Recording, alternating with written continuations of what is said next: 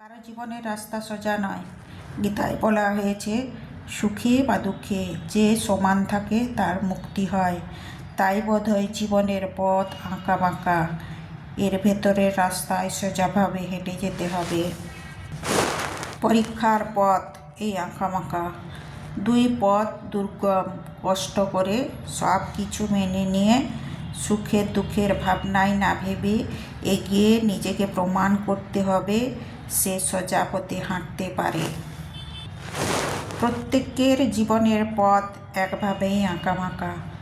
যদি সাপের মতো হও তাহলে রাস্তা হাঁটো কষ্ট হবে, যদি যোগী হও তাহলে কিছুটা কষ্ট কম হলেও হতে পারে। সংসারে থেকেও সফলতা পাওয়া সম্ভব। ভাবনা, কামনা, বাসনা থাকতে নেই। সুখ দুঃখ সব ঠাকুরের পায়ে দিতে হয়। কোনো অবস্থাতেই সুখ বা দুঃখে আঁচড় যেন না আসে। সব কিছু তার পায়ে রেখে জীবন ধারণ করার নাম আঁকা বাঁকা পথ।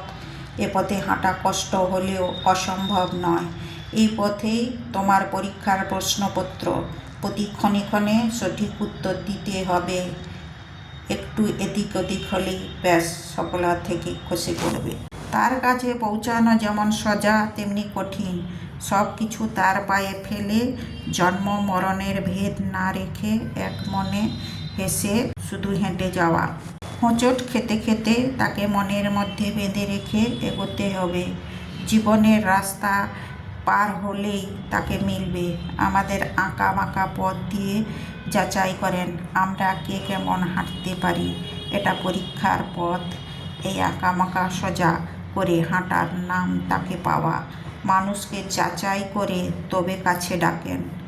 সরল জীবনে মজা নেই, লড়াই করে পাওয়ার নাম ভগবান। যে লড়াই করে না, করতে জানে না, তাকে তার পাওয়া হবে না। এ লড়াই নিঃশব্দ লড়াই, হতাশ নয়, ক্ষরণ নয়, শুধুই পাওয়ার লড়াই। এখানে প্রতিপক্ষকে বন্ধু বানিয়ে সঙ্গে চলা, শুধুই চলা, নিঃশব্দে চলা। আঁকা বাঁকা পথ পরীক্ষার পথ। এই আঁকা বাঁকা পথে সোজা পথের ন্যায় হাঁটাই জীবন যুদ্ধ। যুদ্ধে যারা জয়ী হয় তারা তার কাছে যেতে পারে, যারা হারে তারা বারবার জন্ম নেয়, তারপর এই আঁকা বাঁকা পথে আবার চলা শুরু করে। এটার নামই জীবন, এছাড়া অন্য কিছু নয়। শুধু যাওয়া আর আসা পালা। এর মধ্যে নিজেকে তৈরি করতে হয়, নিজেকে উপযুক্ত হতে হয় ওই পথে হাঁটার জন্য। ব্যতিক্রমী পথ যে আর নেই, এর নাম জীবন যুদ্ধ। বেঁচে থাকার আরেক নাম বাঁচার উদ্দেশ্যও বটে। অতীতে ছিল, বর্তমানে আছে, ভবিষ্যতেও থাকবে। এই পথে শুধু হাঁটার মানুষ বদলাবে।